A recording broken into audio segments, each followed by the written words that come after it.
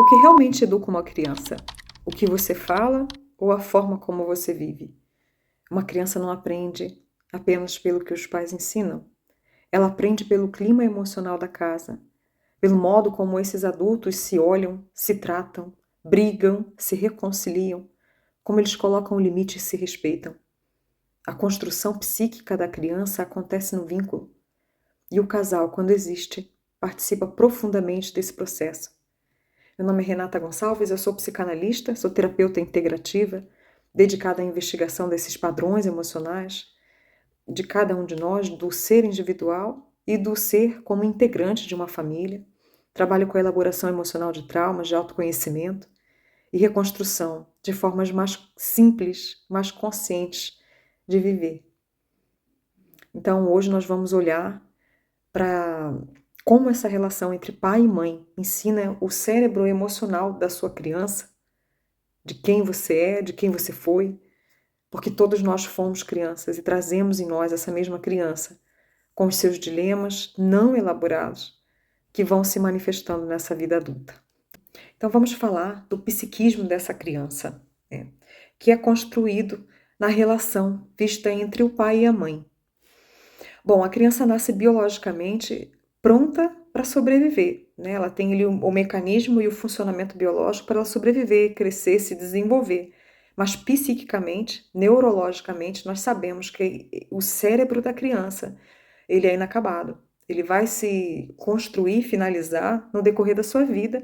Alguns estudos apontando para os 21, 25 anos, e estudos mais recentes, não completos, apontando para os 40 anos. Então, essa criança ela vai precisar do outro para ela se regular. A autorregulação ela vai buscar do adulto o acolhimento e a calmaria que ela não encontra nela por ela não estar pronta. Então a autorregulação ela é essa habilidade de gerenciar as próprias emoções, encontrando um ponto de equilíbrio. Se ela não tem, ela vai buscar no adulto. Essa criança ela precisa do outro para construir a sua identidade. Quem ela é? Quem o adulto diz que ela é, para que ela possa se ver a partir dos olhos dele. Ela vai construir a sua autoestima, a sua linguagem afetiva, a sua percepção de amor e de pertencimento.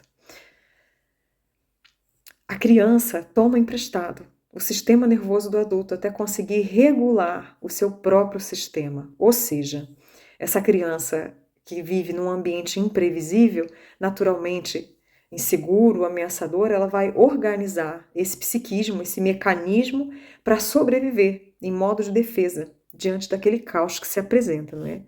Mas quando o adulto regula, quando ele é seguro, a relação é equilibrada, ele respira, ele mantém a calma para lidar com os desafios, a criança também vai aprender essa regulação emocional. A criança nasce sem saber quem ela é.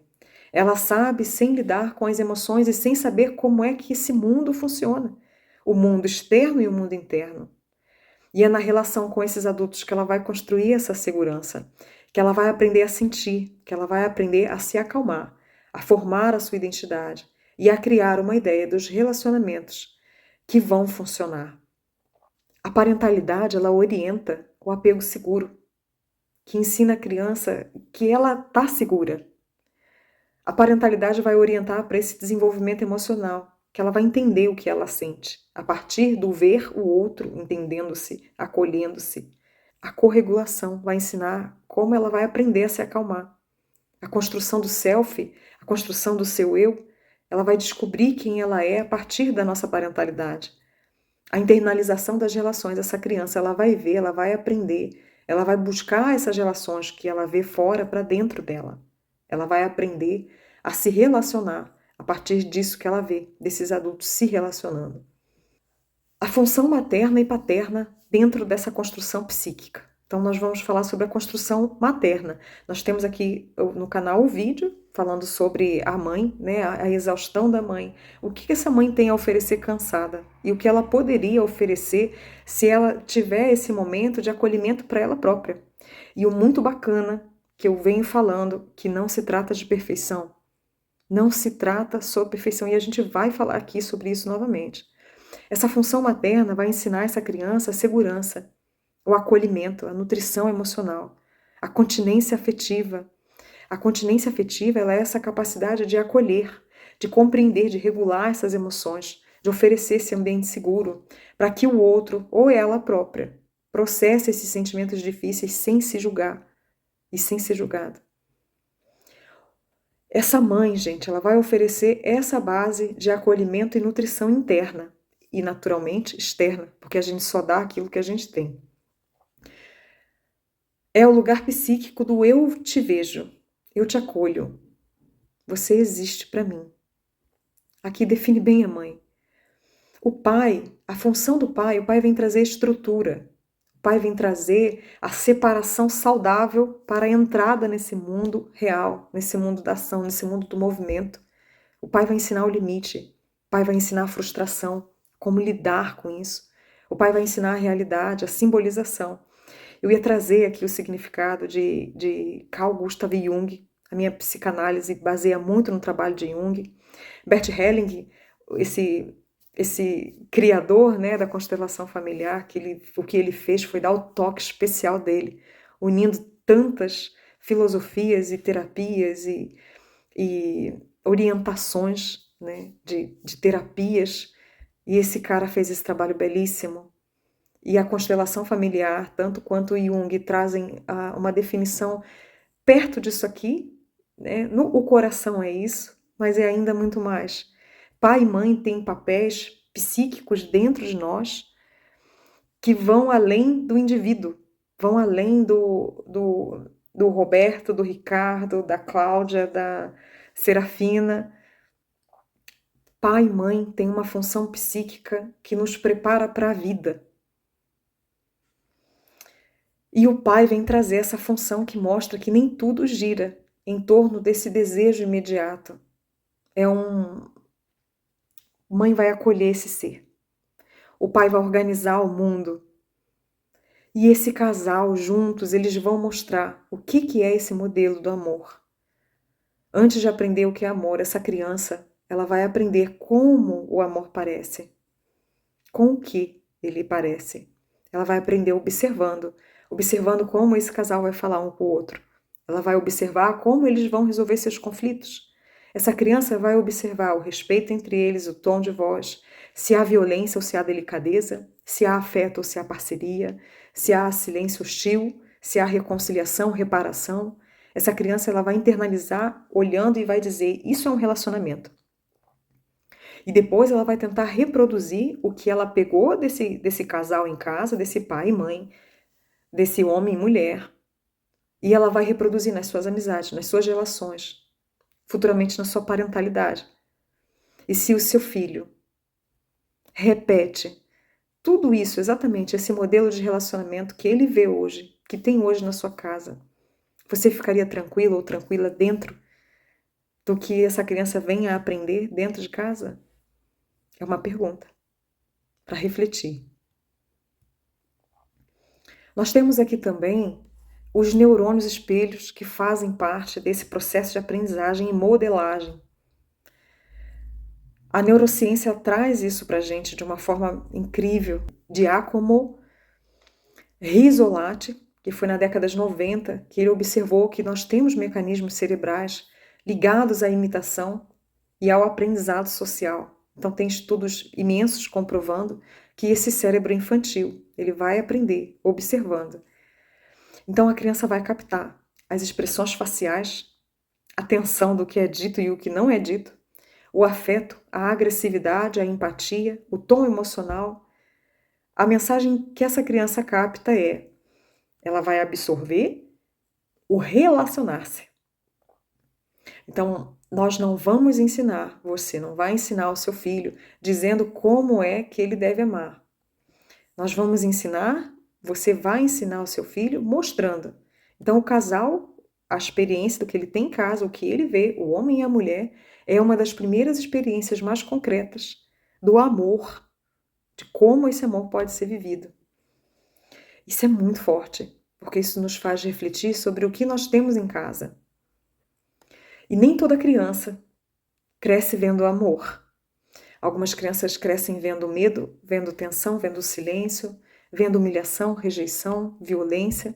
E vejam, violência não só a violência de agressão física, mas a violência verbal, a violência psíquica, a violência que manipula através do mental, a criança vai aprendendo tudo isso.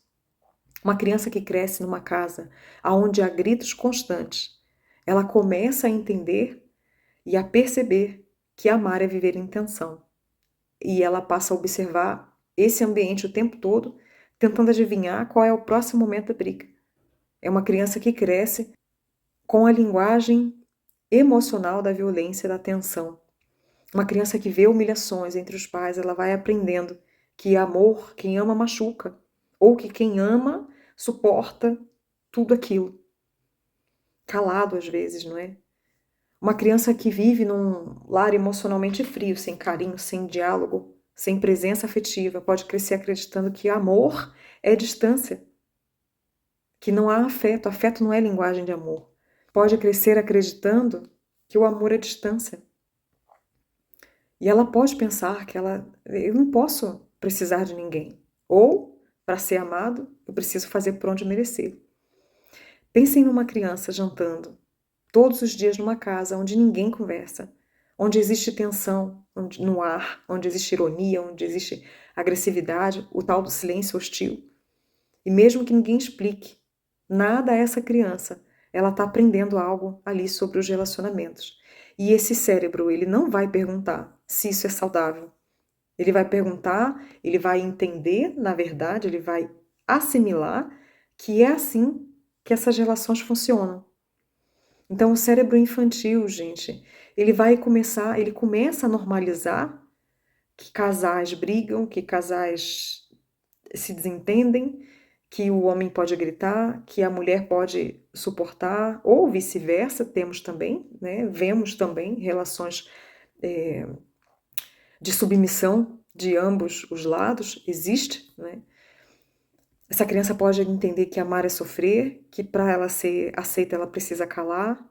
Então, essa criança ela vai aprender, ela vai entender que essa é a linguagem, que é a linguagem que ela vê em casa. O bom dessa história toda é que isso não significa que essa criança está condenada, fadada a repetir essa história. Significa que o idioma emocional que ela aprendeu foi esse tal que você tem na sua casa e seu filho presencia.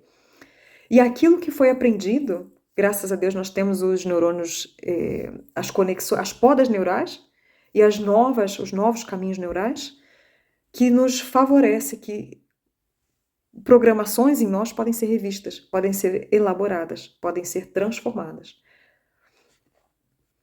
Há um outro ponto que também é muito importante dentro dessa relação do pai e mãe, né? Ou casal, ou separado, né? Que é a questão do desalinhamento na educação. Então, quando o adulto ele diz sim e o outro adulto diz desfaz, essa criança ela também percebe uma linguagem no ar, da incoerência, da insegurança, da confusão de autoridade. Isso é um tema muito interessante. Essa criança perde a base da autoridade. Ela aprende quem é, então para quem é que eu vou procurar e com quais ferramentas eu vou procurar para eu conseguir o que eu quero. Porque o pai diz não, a mãe diz sim, e esse mundo acaba ficando imprevisível. Divergência é normal, nós não pensamos todos iguais.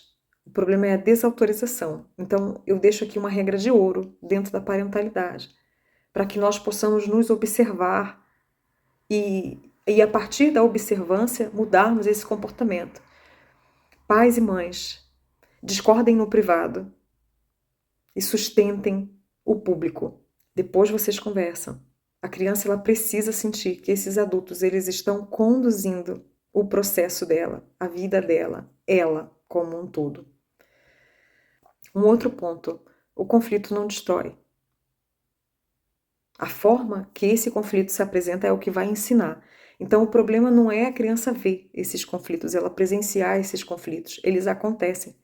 O problema maior desse conflito é viver sem essa reparação, sem o consertar, sem o reparar.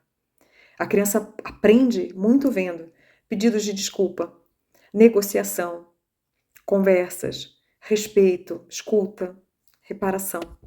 Eu errei, me desculpa, eu não deveria fazer assim. Vamos combinar que numa próxima vez podemos fazer tal, tal, tal, tal coisa. Crianças observam e aprendem. Um casal que repara e faz isso na presença do filho, ensina maturidade emocional a ele. E um outro ponto também que é muito importante de nós falarmos, que é quando há separação, quando há o divórcio ou a ausência de um dos pais. Então, a saúde psíquica dessa criança não vai depender só dessa família perfeita, que essa perfeição a gente sabe que não existe, né? Ela vai depender da qualidade desses vínculos. Uma separação respeitosa, um casal que decide não seguir junto, é menos danoso do que um lar permanentemente hostil.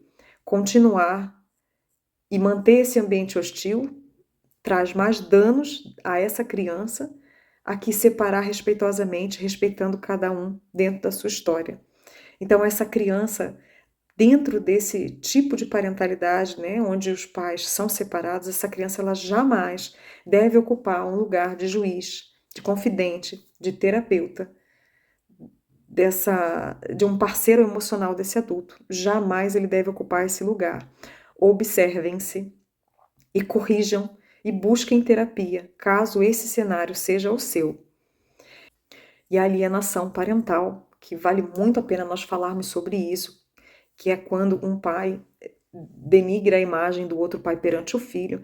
Não é um crime que está tipificado no Código Penal, mas é um crime civil, ilícito. Não façam isso. Corrijam-se, caso esse cenário seja o que se apresenta dentro do seu lar. O dano ao seu filho é muito maior do que podemos imaginar. Causa uma distorção psíquica, como eu venho trazendo aqui, do que é a representação simbólica, real, do pai e mãe para uma criança. O ex-casal termina, mas a parentalidade continua. E isso é muito importante de nós olharmos. Queridos, seu filho não precisa de pais perfeitos. O que ele precisa são de adultos conscientes e suficientes para olharem para si, para repararem seus erros, para alinharem seus caminhos e para eles se lembrarem que a infância ela está aprendendo o amor e para lembrar que a infância é um lugar de aprendizado desse amor, observando cada um de vocês, cada um de nós enquanto pais. E talvez a pergunta não seja como eu faço para o meu filho me obedecer. E talvez a pergunta seja o que, na minha forma de viver, está ensinando o meu filho silenciosamente. O psiquismo dessa criança ele vai se formar na relação. E eu deixo para vocês esse material trazendo um pedacinho da consciência do que é a parentalidade. Fiquem por aqui, que eu vou abrir um projeto de parentalidade consciente. Vai ter um número limitado de participantes, portanto, fiquem aqui precisando de auxílio, de ajuda. Se você vê que dentro do seu processo de parentalidade está difícil de conduzir esse momento sozinho, peça ajuda terapêutica. Está aqui o meu Instagram, está aqui o meu WhatsApp. Vamos ver como é que nós podemos estruturar um atendimento específico para você. Esse é o meu trabalho. Então, gratidão por terem estado aqui e sigamos para o próximo vídeo. E até a próxima.